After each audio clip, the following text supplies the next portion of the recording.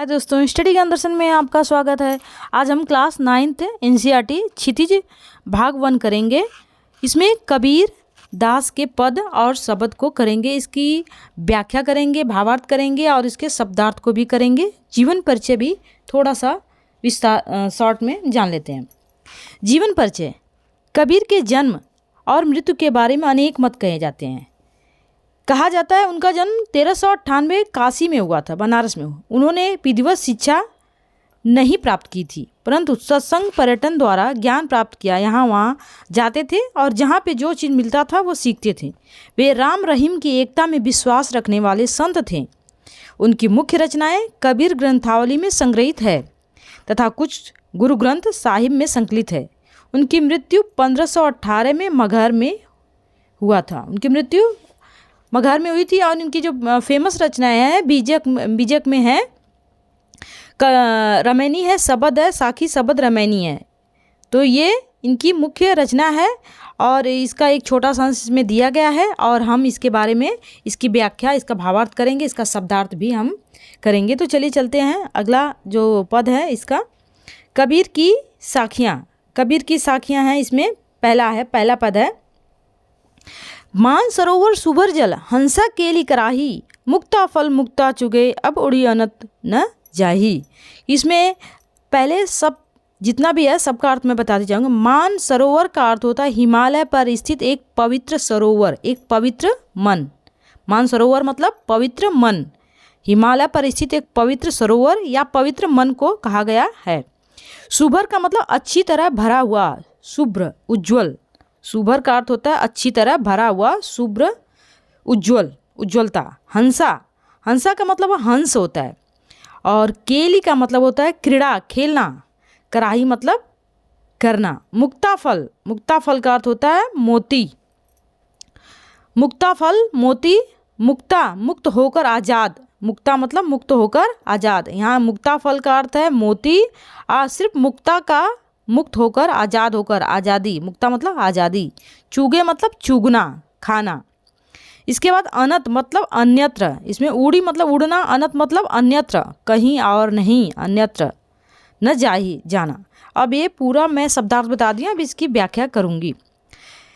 मान सरोवर सुभर जल हंसा केली कराही। इस पहली पंक्ति में जो दिया है, मान सरोवर के लबालब भर जल में हंस क्रीड़ा कर रहे हैं। इस पंक्ति में कबीर ने व्यक्तियों की तुलना हंसों से करते हुए कहा है कि जिस तरह हंस मान सरोवर में खेलते हैं, मोती चुगते हैं, वे उसे छोड़कर कहीं नहीं जाते। केली कराही, कहीं नहीं जाते। मुक्ता फल मुक्ता चुगे अब उड़ी अनत न जाही। वे कहीं नहीं जाते हैं, उसे छोड़कर उस मान सरोवर में ही चुगते हैं, रहते हैं, क्रीड़ा करते हैं, खेलते हैं, लेकिन वो कहीं नहीं जाते। वे उसे छोड़कर कहीं जाना चाहते नहीं। ठीक उसी तरह मनुष्य भी जीवन के माया जाल के बंधन में बंध जाता है, इसे ही सच्चाई समझने लगता है। मनुष्य मोह माया, जिस प्रकार मान सरोवर पवित्र जल में केली में हंसा, जो हंस है वो खेलता रहता है, क्रीड़ा करता रहता है, उसी प्रकार से और उसी मान सरोवर में वह मुक्ता फल, वह मोती को चुगता है, खाता रहता है, वहाँ से उड़कर वह कहीं और जाना बिल्कुल नहीं चाहता है। उसी प्रकार से कबीर दास जी कहते हैं उसे छोड़कर वह कहीं जाना पसंद नहीं करता। उसी तरह मनुष्य भी जीवन के माया जाल में बंध जाता है और इसे ही सच्चाई समझने लगता है।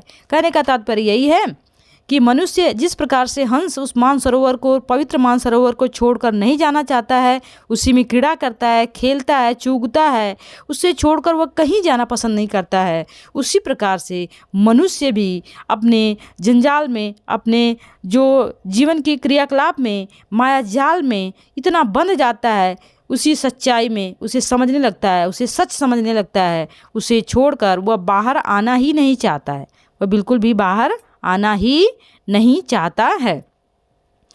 अगला है इसमें प्रश्न, अगला व्याख्या है दूसरा। प्रेमी ढूंढत मैं फिरो, प्रेमी मिले न कोई, प्रेमी को प्रेमी मिले सब विसमृत होई। पहले इसका सबका अर्थ जान लेंगे, शब्दार्थ पहले जानेंगे, फिर इसके बाद प्रेमी का मतलब प्रभु भक्ति, प्रेमी प्रभु भक्ति। इसमें है, इसमें बाकी तो सब आसान है। ढूंढने मतलब ढूंढना, फिरे मतलब फिरना, प्रेमी मतलब प्रभु को कहा गया है, मिले मतलब मिलना, कोई मतलब कोई, प्रेमी प्रभु को ही कहा गया है। विष मतलब जहर, अमृत का मतलब होता है जिसे पीकर अमर हो जाते हैं। अब इसके बाद हम इसका भावार्थ करेंगे। यहाँ कबीर यह कहते हैं कि प्रेमी यानी ईश्वर को ढूंढना बहुत मुश्किल है। प्रेमी ढूंढते मैं फिरूं, प्रेमी मिले न कोई। कबीरदास जी कहते हैं कि यहाँ कबीर यह कहते हैं कि प्रेमी यानी ईश्वर को ढूंढना बहुत ही मुश्किल है। वे उसे ढूंढते फिर रहे हैं परंतु वह उन्हें मिल नहीं रहा है। प्रेमी को प्रेमी मिले सब विष अमृत होई। वह यहाँ वहाँ ईश्वर को ढूंढते फिरते हैं परंतु वह उन्हें मिल नहीं रहा है। प्रेमी रूपी ईश्वर मिल जाने पर उनका सारा विष यानी सारा कष्ट सब अमृत में बदल जाता है, यानी सुख में बदल जाता है। ध्यान से देखिए, प्रेमी इसमें है, प्रेमी ढूंढत मैं फिर प्रेमी मिले न कोई। कबीर कहते हैं कि मैं भक्त किसी भी सच्चे प्रभु प्रेमी को खोजने की निकलता हूँ परंतु बहुत प्रयत्न करने पर भी वह मुझे नहीं मिल सकता है। जब मुझे सच्चा प्रेमी मिल जाता है, सच्चा ईश्वर की प्राप्ति हो जाती है तो मेरे पाप भी पुण्य में बदल जाते हैं, मेरी वासनाएं नष्ट हो जाती हैं और मुझे सब कुछ, मेरा सब विष भी अमृत के रूप में बदल जाता है, पवित्र हो जाता है, अमृत का संचार होने लगता है जीवन में। पहले तो हम ढूंढते हैं ईश्वर को, हमें ईश्वर नहीं मिलता है, लेकिन अगर ईश्वर की प्राप्ति हो जाती है तो हमारे अंदर के अहंकार, हमारे अंदर के जो भी छल है, कपट है, कष्ट है, विष है, सब दूर होकर अमृत में बदल जाता है। अगला है, इसमें अगला तीसरा करेंगे। हस्ती चढ़िए ज्ञान को सहज दुलिचा डारी, स्वर्ण रूप संसार है भूखन दे जक मारी। इसमें तीसरा है, पहले इसका अर्थ करेंगे। हस्ती का अर्थ होता है हाथी, हस्ती हाथी। सहज मतलब स्वाभाविक, सहज का अर्थ है स्वाभाविक, सहज स्वाभाविक, हट से दूर, यहाँ सहज समाधि। इसके बाद दुलीचा मतलब कालीन, छोटा आसन। दुलीचा का अर्थ होता है जो हाथी पे लगाते हैं ना आसन, जो बैठने के लिए गद्दा जैसा, उसको बोलते हैं दुलीचा या कालीन या छोटा आसन बोल सकते हैं। डारी मतलब डार कर, डारी का अर्थ होता है डालना, उस पर डालना, बिछाना। अगला है इसमें स्वान का अर्थ होता है कुत्ता, स्वान मतलब कुत्ते को कहा गया है। झक मारना मतलब मजबूर होना, वक्त बर्बाद करना। झक मारना मतलब मजबूर होना, लाचार होना। अब इसमें इसका अर्थ करेंगे। यहाँ कबीर कहना चाहते हैं कि व्यक्ति को ज्ञान रूपी हाथी की सवारी करनी चाहिए और सहज साधना रूपी गलीचा बिछाना चाहिए। कहते हैं जिस प्रकार हाथी पे हमें सवार हो जाना चाहिए, उसी पे अपना आसन लगा लेना चाहिए और उसी पे हमें अपने ज्ञान रूपी विवेकशील बनकर उसी पे आसन लगाकर बैठ जाना चाहिए। यहाँ कबीर कहना चाहते हैं कि ज्ञानी व्यक्ति जो होता है वह हाथी पर सवार होकर चलता रहता है, साधना करता रहता है, गलीचे पर बिछाना चाहिए। संसार की तुलना कुत्तों से की गई है, संसार की तुलना कुत्तों से की गई है जो आपके ऊपर भोंकते रहेंगे, जिसे अनदेखा कर चलते रहना चाहिए। एक दिन वे स्वयं ही झक मारकर चुप हो जाएंगे। कहने का इसका अर्थ है, इसमें कहते हैं कबीरदास जी कि जिस प्रकार से ज्ञानी व्यक्ति हाथी पर गलीचा बिछाकर सवार होकर वो चलता रहता है और उसे देखकर, हाथी को देखकर कुत्ते भौंकते रहते हैं, उसी प्रकार से इस संसार में जो ज्ञानी व्यक्ति होता है वह हाथी के समान एक गलीचा बिछाकर वह चलता रहता है, आगे बढ़ता रहता है, अपने मंजिल को पाता रहता है। और कुत्ते जो व्यक्ति हैं, जो मूर्ख लोग हैं, वह भौंकते रहते हैं, उनकी शिकायतें करते रहते हैं, लेकिन एक दिन वह खुद थक कर वह अपने आप चुप हो जाते हैं। किसी सच्चे प्रभु प्रेमी को, इसमें देखिए अगला इसी का अर्थ एक बार और बता देती हूँ। कबीर साधकों को संबोधित करते हैं, कहते हैं हे साधकों, तुम ज्ञान रूपी हाथी पर सहज समाधि रूपी आसन लगा लो, बिछाकर उस पर बैठ जाओ। ये संसार तो कुत्ते के समान है जो हाथी के चलते देखकर व्यर्थ ही भोंकता रहता है। हाथी चलती रहती है और कुत्ते भोंकते रहते हैं, इसीलिए हमें किसी की परवाह न करके अपने काम पे ध्यान लगाना चाहिए। अगला करेंगे हम, इसका अगला का अर्थ है, चौथे का है, पखा पखी के कारणे सब जग रहा भुलान, निरपक होई के हरि भजे सोई संत सुजान। पहले इसका शब्दार्थ कर लेंगे। इसके बाद पखा पखी मतलब पक्ष विपक्ष, पखा पखी एक पक्ष, दूसरा पक्ष, पक्ष और विपक्ष के चक्कर में लोग पड़े रहते हैं। कारणे मतलब कारण। अगला है भुलान मतलब भूला और इसमें निरपक्ष मतलब निष्पक्ष होकर बोलना या कहना। सोई मतलब वही, सोई का अर्थ होता है वही। इसमें है सुजान मतलब ज्ञानी व्यक्ति को कहा गया है। होई मतलब होना, हरि मतलब ईश्वर, भजे मतलब भजना। अब इसका अर्थ हम करेंगे। पखा पखी के कारणे सब जग रहा बुलान। संत कबीर कहते हैं पक्ष विपक्ष के कारण सारा संसार आपस में लड़ रहा है। एक पक्ष दूसरे पक्ष के लिए, दूसरा पक्ष तीसरे पक्ष के लिए, और भूल भुलैया में पड़कर प्रभु को ही भूल गए हैं। व्यक्ति इन सब झंझटों में पड़े बिना निष्पक्ष होकर प्रभु भजन में लगा है, वही सही अर्थों में मनुष्य है। एक बार फिर से, पखा पखी का अर्थ होता है पक्ष विपक्ष में पड़कर लोग इस संसार में आपस में लड़ रहे हैं, एक दूसरे को भूल गए हैं, भूल भुलैया में पड़े हैं, प्रभु को भी भूल गए हैं। भुलान मतलब भूल गए हैं। लेकिन जो सच्चा व्यक्ति होता है निष्पक्ष होकर हरि मतलब ईश्वर को भजता है, वही सच्चा ज्ञानी है, वही सच्चा संत है। निष्पक्ष होकर प्रभु भजन में लगा है, वही सही अर्थों में मनुष्य है। इसीलिए हमें किसी के पक्ष विपक्ष में बिल्कुल भी नहीं पड़ना चाहिए। हमें तो लोग तर्क वितर्क के चक्कर में ईश्वर को भूल गए हैं, उनके चक्कर में लोग ईश्वर को भूल जाते हैं। सच्चा संत वही है जो निष्पक्ष होकर ईश्वर की भक्ति करता है, ईश्वर का भजन करता है। लेकिन अगर संसार के पक्ष में विपक्ष में पड़ जाएंगे, तर्क में वितर्क में चक्कर में पड़ जाएंगे, तो ईश्वर को ही भुला देते हैं। पहला पंक्ति जो है, ये पहली पंक्ति में जो है इसी में बताया गया है कि हमें किसी भी पक्ष विपक्ष में तर्क वितर्क के चक्कर में किसी के बहकावे में बिल्कुल भी पड़ना नहीं चाहिए। हमें अगर निष्पक्ष होकर ईश्वर की भक्ति करते हैं तो ईश्वर अवश्य हमें प्राप्त होता है। अगला करेंगे, 5वां है इसमें, हिंदू मुआ राम कही मुसलमान खुदाई, कहे कबीर सो जीवता दुहू के निकट ही न जाई। इसमें पांचवें का पहले अर्थ कर दूं।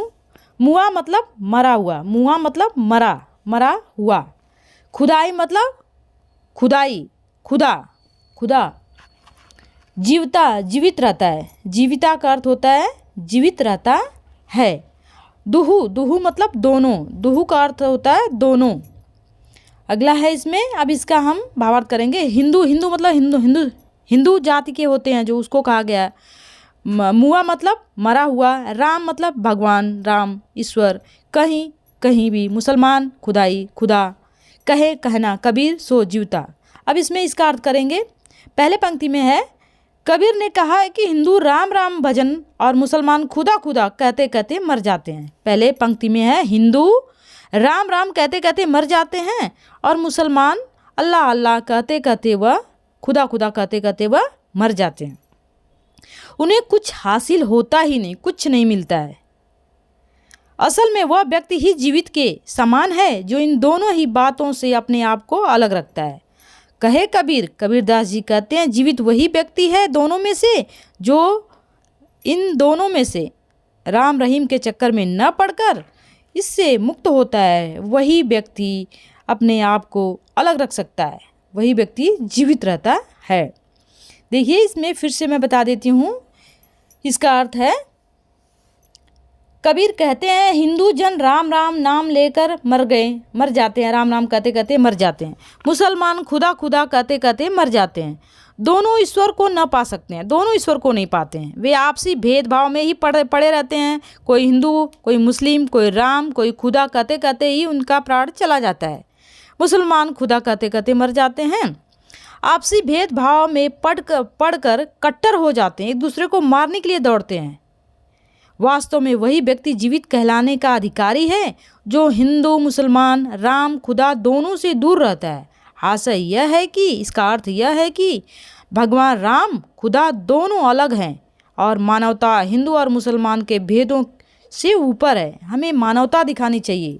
हिंदू मुस्लिम सिख ईसाई ये सब नहीं करना चाहिए, मानवतावादी होना चाहिए। इन दोनों के पक्ष विपक्ष में नहीं पड़ना चाहिए। असल में वह व्यक्ति ही जीवित है, जीवित के समान है, जो दोनों पक्ष से परे हटकर जीता है। अगला अर्थ करेंगे हम, 6वां है इसमें,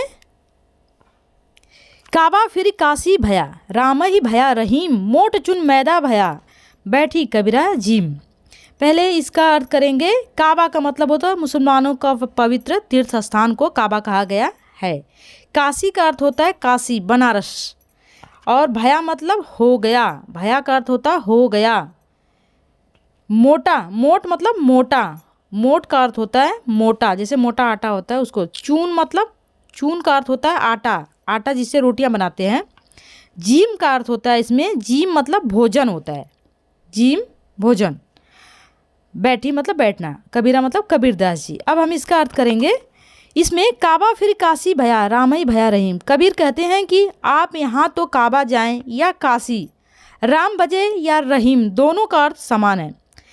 कबीरदास जी कहते हैं काबा में, यहाँ आप कहीं पे भी जाओ, आप किसी मुसलमान के पवित्र तीर्थ स्थान पे जाओ, मक्का मदीना जाओ या काशी में जाओ, राम और रहीम दोनों एक ही हैं, दोनों का अर्थ एक ही है। जिस प्रकार से गेहूं को पीसने के बाद वह आटा बन जाता है और उसे और अधिक पीस देने से मैदा बन जाता है, लेकिन दोनों एक ही चीज़ से बना है, उसी प्रकार से ईश्वर भी एक है। वह चाहे राम है चाहे रहीम है, ईश्वर एक है। इसमें एक बार देखिए, कबीर कहते हैं कि आप तो काबा जाएं या काशी, राम भजें या रहीम, दोनों का अर्थ समान ही है। जिस प्रकार गेहूं को पीसने से वह आटा बन जाता है तथा बारीक पीसने से मैदा, परंतु दोनों ही खाने के प्रयोग में लाए जाते हैं, इसीलिए दोनों ही अर्थों में आप प्रभु के ही दर्शन करेंगे, दोनों ही अर्थों में आप प्रभु के दर्शन करेंगे। अगला है, इसमें कहने का तात्पर्य है गेहूं एक ही होता है, लेकिन उसको अलग अलग तरीके से पीस दिया जाता है तो वही मैदा बन जाता है। उसे अगर थोड़ा मोटा पीसा जाता है तो वह आटा, रोटी का आटा बन जाता है, और अधिक महीन पीस दिया जाए तो वो मैदा बन जाता है। उसी प्रकार से चाहे हिंदू है, चाहे मुस्लिम है, चाहे सिख है, चाहे ईसाई, लेकिन वह है तो एक ही ईश्वर, सबका मालिक एक है। ऊंचे कुल का जन्मिया, जे करनी ऊंच न होई, सुबरन कलश सुरा भरा, साधु निंदा सोई। इसमें देखिए बहुत ही अच्छा बताने का इसमें कोशिश किया गया है, कितना अच्छा है। ऊंचे कुल का जन्मिया, जे करनी ऊंच न हुई। जन्मिया, पहले इसमें इसका अर्थ बता देती हूँ मैं।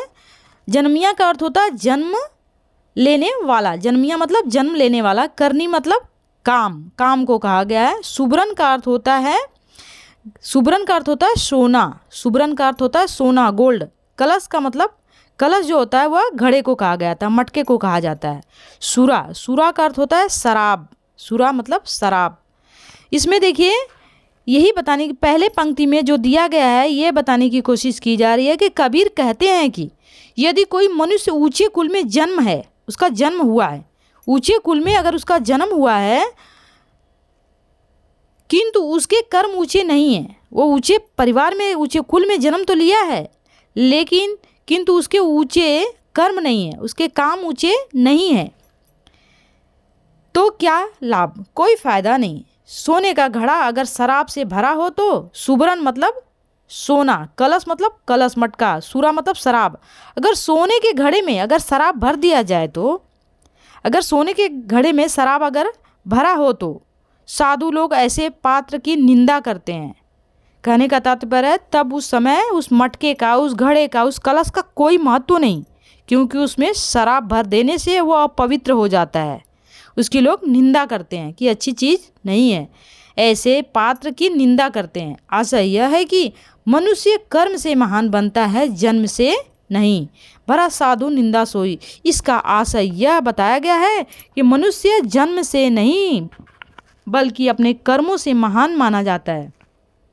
अगर किसी भी व्यक्ति का अगर जन्म ऊंचे कुल में, ऊंचे परिवार में हुआ है, लेकिन उसका कर्म अच्छा नहीं है, तो उसे बिल्कुल भी कुछ भी मतलब नहीं है, कोई लाभ नहीं, कोई फ़ायदा नहीं है। जिस प्रकार से एक घड़े में शराब भर दिया जाए, मटके में शराब भर दिया जाए, कलश में, वह अपवित्र हो जाता है, उसकी लोग निंदा करते हैं, साधु लोग उसकी निंदा करते हैं।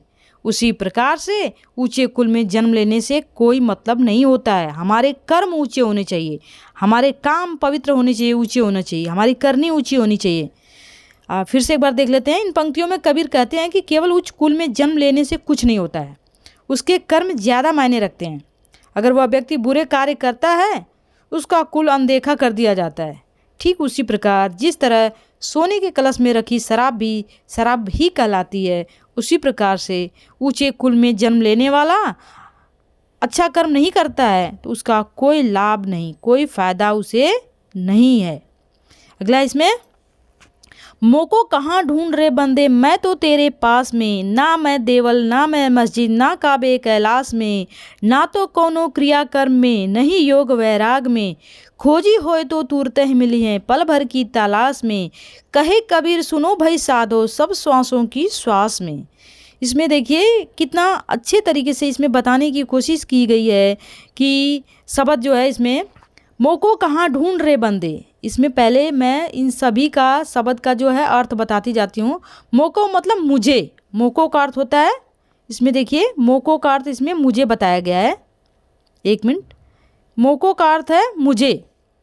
इसके बाद है बंदे मतलब मनुष्य, बंदे जो होता है वह मनुष्य को कहा गया है, मनुष्य को कहा गया है। इस अगला है काबा, काबा मतलब काबा जो होता है वो मुसलमान का जगह होता है। मुसलमान, अभी इससे पहले भी मैं बताई, मुसलमान लोगों का कैलाश जो है वो तो कैलाश आपको पता है कि भगवान शिव जी का प्लेस है, जगह है, ईश्वर का है। क्रियाकर्म मतलब सांसारिक मोह माया, क्रियाकर्म का अर्थ होता है सांसारिक मोह माया को कहा गया है। अगला है इसमें, यहाँ क्रियाकर्म है इसे सांसारिक मोह माया कहा गया है क्रियाकर्म को। वैराग्य मतलब वैराग्य, वैराग मतलब वैराग्य, तुरते मतलब शीघ्र, तलाश मतलब खोजना, तलाश का अर्थ होता है खोजना। इसमें आगे देखते हैं इसका अर्थ है, पहली पंक्तियाँ मोको कहाँ ढूंढ रहे बंदे मैं तो तेरे पास में। इसमें स्वयं निराकार ब्रह्म मनुष्य को संबोधित करते हुए कहते हैं हे मनुष्य तू मुझे अपने से बाहर कहाँ ढूंढता भटक रहा है, मैं तो तेरे बहुत ही नज़दीक हूँ, न मैं मंदिर में हूँ ना मैं मस्जिद में हूँ, न मुसलमान के तीर्थ काबा में हूँ, ना ही मैं हिंदू के कैलाश पर्वत में हूँ, अतः इन जगहों पर मुझे क्यों खोज रहा है। इसमें कहा गया है कि मोको कहाँ, मुझे हे मनुष्य तुम मुझे कहाँ ढूंढ रहे हो, ना मैं किसी मंदिर में हूँ ना ही मैं किसी मस्जिद में हूँ ना मैं किसी काबे कैलाश में हूँ। अगर मुझे तुम ढूंढना ही चाहते हो, खोजना ही चाहते हो तो तुम्हारा भटकना व्यर्थ है। न तो मैं किसी विशेष क्रिया के करने में मिलता हूँ न ही किसी कर्म कांड से। इसमें कहते हैं कि मैं ना कोई क्रिया करने से मिलता हूँ ना कोई कर्म करने से मिलता हूँ, ना योग लेने से ना वैराग करने से। इसमें बताया गया है कि ना मैं क्रिया करने से ना किसी कर्म कांड से ना योग साधना से, ना ही योग साधना से मैं मिलता हूँ। इसमें आगे बताया गया है कि किसी साधना से मैं करने से मिलता हूँ। आगे है न संसार को छोड़कर सन्यासी बनने से, ये सब ऊपरी दिखावे हैं। खोजी हो तो मतलब अगर आप सन्यासी बन जाएं, कोई कर्म कांड कर दें, क्रिया कर्म कर दें, उससे ईश्वर की प्राप्ति नहीं होती है। खोजी हो तो तुरते मिलिए, तुरते मतलब तुरंत मिलिए मतलब मिलना, पल भर की तलाश में, पल भर में, क्षण भर में अगर हम चाहें तो ईश्वर की प्राप्ति कर सकते हैं। इसमें बताया गया है कि अगर हम चाहें तो तुरंत ही उसे दर्शन दे सकते हैं। मैं तो सब जगह व्याप्त हूँ, यदि सच्चा खोजने वाला भक्त है तो मैं पल भर में ही उसे मिल सकता हूँ। आगे कहे कबीर सुनो भाई साधो सब श्वासों की श्वास में। इसमें कबीर दास जी कहते हैं कि देखिए मुझे पाने के लिए तो पल भर की सच्ची लगन चाहिए, सच्ची भक्ति चाहिए। कबीर दास जी अपने भक्तों को संबोधित करते हुए कहते हैं सुनो भाई संतो, यह परमात्मा सब प्राणियों में विद्यमान है। जैसे सांस तुम्हारे भीतर है और हम ऑक्सीजन ले रहे हैं, वैसे परमात्मा भी तुम्हारे भीतर निवास करता है। वही प्राण बनकर तुम्हारे भीतर समाया हुआ है, अतः उसे खोजना है तो मन में खोजो, बाहर नहीं। इसमें मोको कहाँ ढूंढ रहे बंदे, इसमें कबीरदास जी कहते हैं कि ईश्वर को ढूंढना है तो यहाँ वहाँ ढूंढने से, भटकने से ईश्वर की प्राप्ति नहीं हो सकती। ईश्वर ना ही किसी मंदिर में है, ईश्वर ना ही किसी मस्जिद में है, ना ही किसी काबा कैलाश में, ना किसी मक्का मदीना में, ना तो किसी क्रिया में, ना ही किसी कर्म में है, ना ही योग साधना में है, ना ही किसी वैराग्य में है। ईश्वर को खोजी हो तो, अगर ईश्वर को खोजना ही है तो तुरंत मिलेंगे। पल भर के क्षण भर की तलाश में क्षण भर खोजने से ईश्वर की प्राप्ति हो सकती है। कहे कबीर सुनो भाई साधो, सब श्वासों की श्वास में। कबीर दास जी कहते हैं, जिस प्रकार मनुष्य के अंदर सांस हमेशा विद्यमान होती है और इंसान सांस के सहारे चलता रहता है, उसी प्रकार से हर पल हर क्षण परमात्मा भी तुम्हारे भीतर निवास करता है। वही प्राण बनकर तुम्हारे भीतर समाया हुआ है। अतः उसे खोजना है तो मन में खोजो, बाहर नहीं। ईश्वर की प्राप्ति अगर करनी ही है तो हमें ईश्वर बाहर नहीं बल्कि ईश्वर तो हमारे अंदर व्याप्त है। इन मनुष्य ईश्वर चौं ओर भटकता रहता है, यहाँ मंदिर में, वहाँ मस्जिद में, काबा में भ्रमण करता है, कैलाश में घूमता है, पूजा पाठ करता है, तंत्र मंत्र विद्या करता है। कबीर ने महज आडंबर बताया, ये सब दिखावा है। इसी प्रकार वह अपने जीवन का सारा समय गुजार देता है पूजा पाठ में, मंदिर मस्जिद में, ईश्वर को पाने के लिए। लेकिन ईश्वर की तलाश अगर करना है तो ईश्वर हमारे अंदर है। ईश्वर सबकी सांसों में बसे हुए हृदय में हैं, आत्मा में मौजूद हैं। वह पल भर में मिल जा सकते हैं क्योंकि वह कण-कण में व्याप्त हैं। इसमें सिर्फ सिंपल सी बात यही है, कही गई है कि ईश्वर को मंदिर मस्जिद में, काबा कैलाश में ढूंढने से, योग क्रियाकर्म करने से ईश्वर की प्राप्ति नहीं होती है। ईश्वर सहज ही हमारी आत्मा में वास करता है। ईश्वर की प्राप्ति बड़े सहज ढंग से की जा सकती है, आडंबर से, दिखावा से नहीं।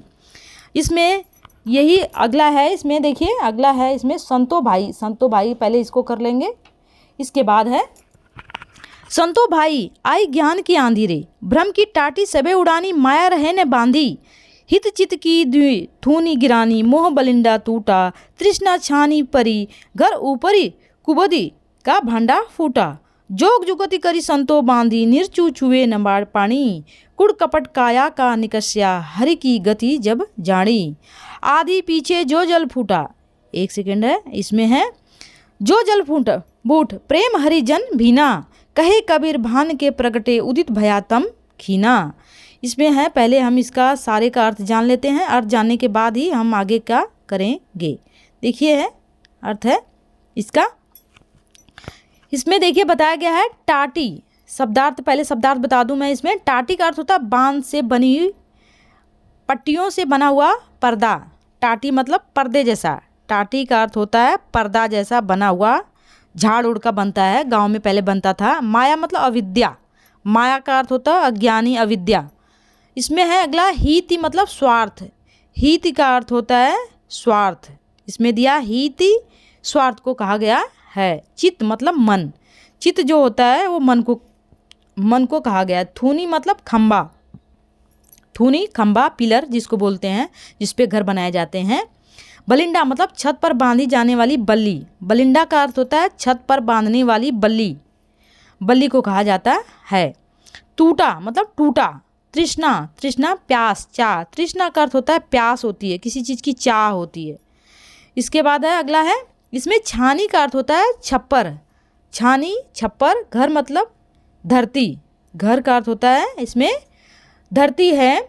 कुबदी सांसारिक वासनाओं वाले विचार, कुबदी का अर्थ होता है सांसारिक वासनाओं वाले विचार। अगला है इसमें भांडा मतलब बर्तन, भांडा बर्तन को कहा जाता है। फूटा मतलब फूट जाना, टूट जाना। जोग जुगति योग साधना, जोग जुगति का मतलब होता है योग साधना में लिप्त होना। अगला है निरचु, थोड़ा भी, निरचु का मतलब होता है थोड़ा भी। अगला इसमें है चुबे, रिश्ता है, चूता है। चुबे का मतलब चूना, गिरना। जैसे कोई बर्तन टूट जाता है तो पानी गिरता है, उसी तरीके से चूना मतलब गिरना। इसमें है बूठा, बरसा, बूठा मतलब बरसा। आगे देखिए इसमें अगला है बूठा, इसमें बूठा का अर्थ होता है वर्षा होता है। अगला इसमें शब्दार्थ है भीना, भीगा हुआ। भीना का अर्थ होता है भीगा हुआ, पानी में जैसे कोई चीज़ गीला हो जाता है। भान मतलब सूरज, इसमें भान का अर्थ बताया गया है, सूरज को कहा गया है। अगला है उदित भया, उग गया, प्रकट हो गया। उदित मतलब उगना, जैसे सूरज उगता है ना, उसको बोला जाता है उगना, प्रकट होना। तम खीना, अंधेरा नष्ट हो गया। तम खीना का मतलब होता है अंधेरा नष्ट होना। अब इसका हम अर्थ करेंगे, पहले अर्थ अच्छे से हम इसका करेंगे। कबीर कहते हैं कि हे संत भाइयों, ज्ञान की आंधी आ गई है, उसके आते ही भ्रम की टाटी पूरी तरह उड़ गई है।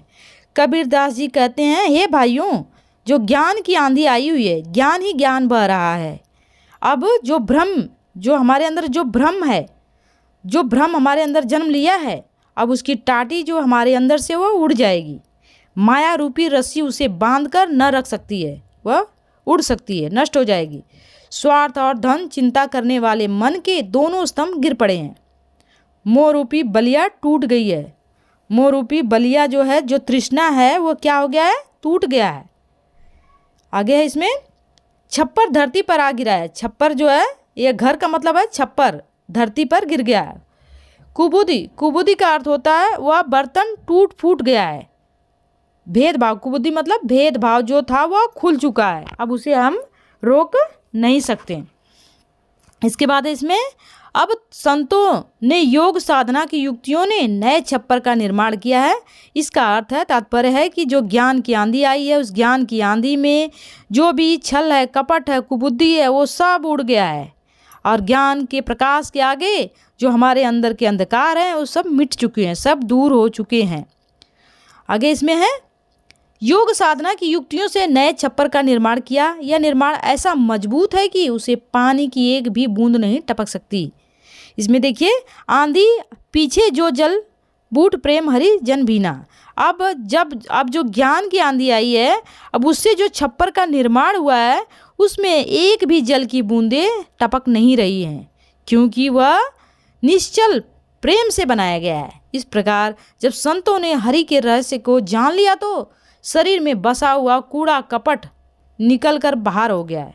कहे कबीर, भान के प्रगटे उदित भयातम। जब वो ज्ञान प्रकट हो जाता है मनुष्य के अंदर, तब उसके अंदर के जो भी छल कपट सब का सर्वनाश हो जाता है, सब नष्ट हो जाते हैं। इस ज्ञान की आंधी के पश्चात भक्ति रूपी जल की वर्षा हुई, जिसके प्रेम में हरि के सब भक्त भीग गए। अब ऐसी आंधी आई है, ऐसी वर्षा हुई है कि उस वर्षा में, ईश्वर की भक्ति में सभी सराबोर हो चुके हैं। ज्ञान की आंधी के पश्चात भक्ति रूपी जल की वर्षा हो रही है, प्रेम हरि के सब भक्त भीग गए हैं। कबीर कहते हैं, इस प्रकार ज्ञान रूपी सूर्य प्रकट होने पर जो भी अंधकार शेष है, वह सब समाप्त हो गया है। इसमें देखिए, जो भी यहाँ पे लास्ट में दिया है कि जो भी कहे कबीर, भान के प्रकटे उदित भया। अब ईश्वर की प्राप्ति हो चुकी है, ईश्वर रूपी वर्षा हो रही है, प्रेम रूपी वर्षा हो रही है। अब सूर्य के प्रकट होने पर जो अंधकार था, वो सब क्या हो गया है, उदित हो गया है, उजाला हो गया है। और जो तम है, अंधकार है, वो समाप्त हो गया है। इस प्रकार ईश्वर के आने से अंधकार नष्ट हो गया है। खीना मतलब नष्ट हो गया है, और प्रकाश की उत्पत्ति हो गई है। प्रकाश ही प्रकाश चारों दिशाओं में फैल चुका है। इसमें ये बताने की कोशिश की जा रही है कि जिस प्रकार से संतो भाई, जब ज्ञान की आंधी आती है, तो हमारे अंदर में जो भ्रम की जो टाटी बनी होती है, जो भ्रम का छप्पर बना होता है, हमारे अंदर जो बसा हुआ होता है, वह हित में चित्त में जो बना हुआ होता है धुनी, वो सब गिर जाती है। मोह माया सब नष्ट हो जाता है, तृष्णा नष्ट हो जाती है। हमारे अंदर के जो तृष्णा, जो हमारे अंदर जो भरा हुआ है प्यास, चाह किसी चीज़ को पाने की, वो सब समाप्त हो जाता है। और जो भांडा होता है वो फूट जाता है, और सब के सब संतो निरचु चुबे न पानी। और अब ईश्वर की भक्ति का वास हो गया है, अब पानी एक बूंद भी टपक नहीं रहा है। जो कूड़ कपट काया का निकसया, हरि की गति जब जानी। जब हमारे अंदर ईश्वर की प्राप्ति हो गई है, तो हमारे मन में जो छल है, कपट है, कूड़ा है, कपट छाया, सब समाप्त हो गए। अब आंधी पीछे जो जल फूटा, अब आंधी के पीछे जल जो गिर रहा है, फूट रहा है, वो प्रेम रूपी जल है। प्रेम हरि जन भीना, और भक्तों में प्रेम रूपी हरि का संचार हो गया है। कहे कबीर, भान के प्रकटे उदित भयातम खीना। कबीर दास जी कहते हैं, अब तो जो भान है, जो सूरज है, वो उदित हो चुका है। अब जो भान है, जो सूरज, वो प्रकट हो चुका है। अब जो भी अंधकार है, जो भी हमारे अंदर अंधकार समाये हुए हमारे भीतर हमारे हृदय में है, उस सब का अब क्या होगा? सर्वनाश होगा, सब नष्ट हो जाएगा और हमारे मन में ईश्वर का प्रकाश उजागर होगा, सारे छल कपट दूर हो जाएंगे। इसमें है, देखिए आगे इसमें और देख लीजिए अगर पढ़ना है तो। इन पंक्तियों में कबीर जी ने ज्ञान की महत्ता को स्पष्ट किया है। उन्होंने ज्ञान की तुलना आंधी से करते हुए कहा है कि जिस तरह आंधी चलती है तो कमज़ोर से कमज़ोर व्यक्ति भी क्या हो जाता है? वह झोपड़ी की चारों ओर से दीवारें गिर जाती हैं, वह बंधन मुक्त हो जाता है, खंभे धराशायी हो जाते हैं। उसी प्रकार जब व्यक्ति को ज्ञान की प्राप्ति हो जाती है तब मन के सारे भ्रम दूर हो जाते हैं, सारे बंधन टूट जाते हैं ज्ञान की प्राप्ति से। छत को गिरने से रोकने वाला लकड़ी का टुकड़ा जो होता है वो खंभे को जोड़ता है, वह भी टूट जाता है। छत गिर जाती है और रखा सामान नष्ट भी हो जाता है। उसी प्रकार ज्ञान प्राप्त होने पर व्यक्ति स्वार्थ रहित हो जाता है, लालच मिट जाती है, उसका मोह भंग हो जाता है, उसके अंदर के जो भी विकार हैं वो नष्ट हो जाते हैं, मन का समस्त विकार नष्ट हो जाता है। जिनके मन में कोई कपट नहीं होती है, कोई छल नहीं होता है, वह सब साधु स्वभाव से सब दूर हो जाते हैं। आंधी के बाद वर्षा से सारी चीज़ें धुल जाती हैं। उसी तरह ज्ञान की प्राप्ति के बाद मन निर्मल हो जाता है, व्यक्ति ईश्वर के भजन में लीन हो जाता है। इसमें कहने का तात्पर्य यही है, शॉर्ट में बताती हूँ मैं, कि इसमें जो हमारे अंदर जो अंधकार है, जो छल कपट है, ये सारे जो चीज़ें हमारे अंदर एक उसका एक घर बना हुआ है, एक टाटी बनी हुई है। ज्ञान की आंधी आने से वो सब नष्ट हो जाते हैं, समाप्त हो जाते हैं। हमारे अंदर की तृष्णा, प्यास, चाह सब टूट फूट जाते हैं, सब नष्ट हो जाते हैं। लेकिन जब जोग जुगति करी संतो, जब ईश्वर की हमारे अंदर जब प्राप्ति हो जाती है और हमारे अंदर के जो छप्पर बनते हैं वो मजबूत बनते हैं, और इसके बाद चाहे कितना ही वर्षा क्यों न हो, वह टाटी बिल्कुल चूती नहीं है। हमारे अंदर के जो छल कपट है समाप्त हो जाते हैं और हमारे अंदर एक सूर्य जो उदय होता है, उस सभी का जो भी जितने भी अंधकार हैं, जितने भी छल कपट हैं, सबका सर्वनाश कर कर एक नए सूर्य का उदय होता है। इसमें एक कठिन शब्द हैं, देखिए, सुभर अच्छी तरह भरा हुआ, केली क्रीड़ा, मुक्ताफल मोती, दुलीचा आसन, श्वान कुत्ता, जग मारना, वक्त बर्बाद करना, पखापखी पक्ष विपक्ष, कारणे कारण, सुजान चतुर, निकटी निकट, काबा मुसलमानों का पवित्र तीर्थ स्थल होता है, मोट चुन मोटा आटा होता है। इसके बाद है, इसमें आगे है, जन्मिया जन्म लेकर, सुरा शराब को कहा गया है, टाटी लकड़ी का पल्ला, थूनी स्तंभ खंबा या पिलर, बलिंडा छप्पर की मजबूत मोटी लकड़ी को कहा जाता है, छानी मतलब छप्पर को कहा जाता है। इसमें आपका भावार्थ भी हो गया, शब्दार्थ भी हो गया। अगर आपको वीडियो पसंद आए तो लाइक शेयर सब्सक्राइब कीजिए। Thank you for the watching.